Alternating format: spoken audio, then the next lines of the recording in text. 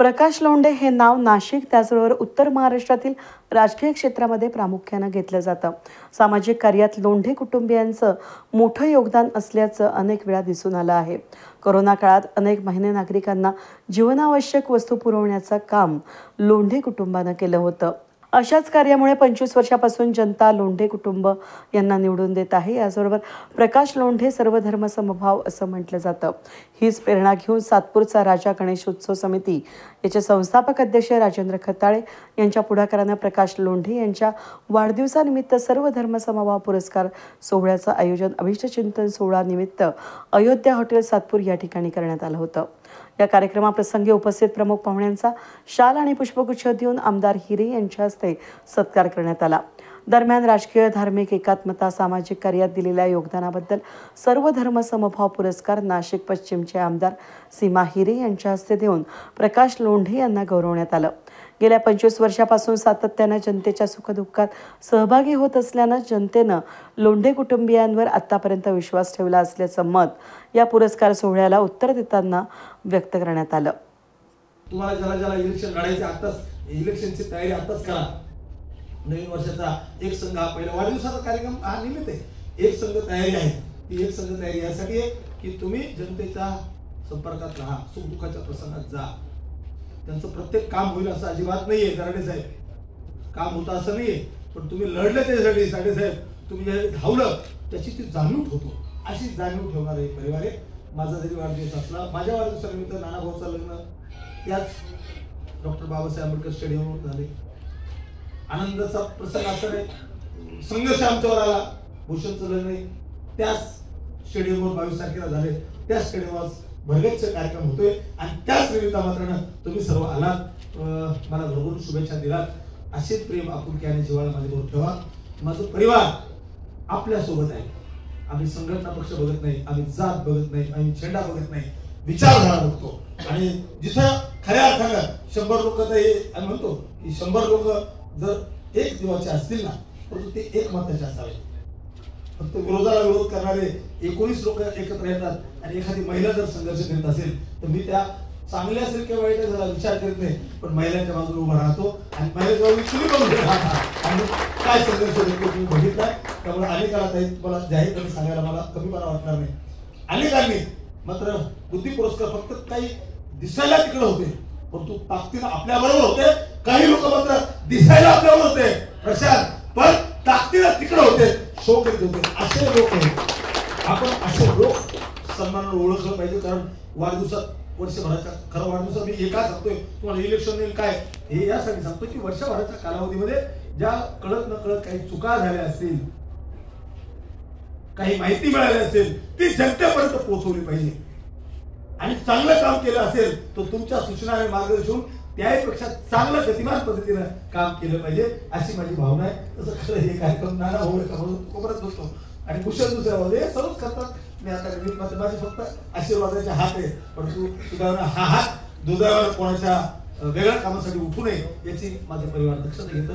माझं भरभरून प्रेम करणारे तुम्ही आहात. सर्व धर्माचे लोक आहात. असेच प्रेम आपुलकी जिव्हाळा कायम ठेवा.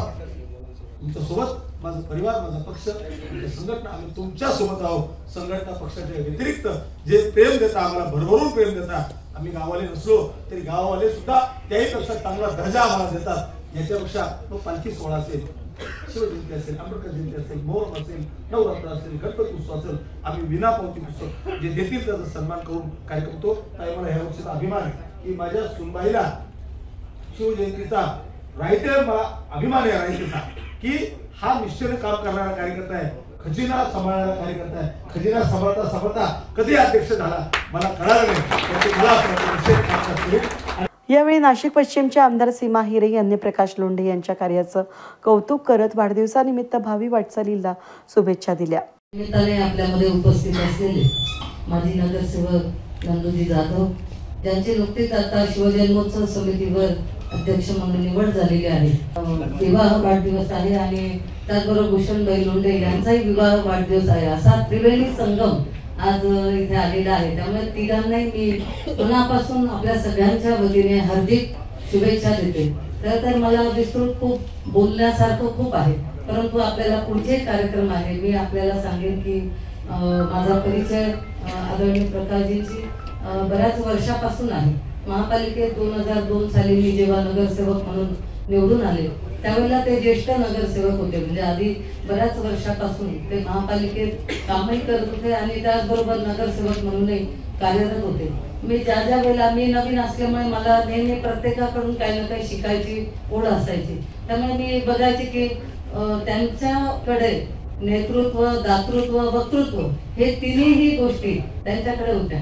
आणि कुठलाही विषय असेल तर अभ्यासपूर्ण ते सभागृह मांडायचे आणि पूर्णपणे तो विषय मांडून बरोबर त्यांना जो न्याय पाहिजे असेल तो ते मिळवायचे. त्यामुळे धडाडीनं काम करणारं नेतृत्व म्हणून आपण सातपूर मधलेच नाही तर संपूर्ण नाशिकमध्ये त्यांची खूप चांगली अशी ओळख आहे.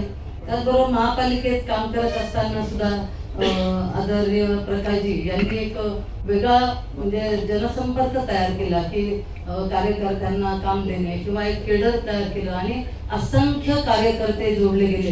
म्हणजे ज्या वेळेला विधानसभेची निवडणूक होती त्यावेळेला मी बघितलं की अनेक मीटिंग त्यांनी लावल्या आणि त्या मुलांकडे जबाबदारी दिली.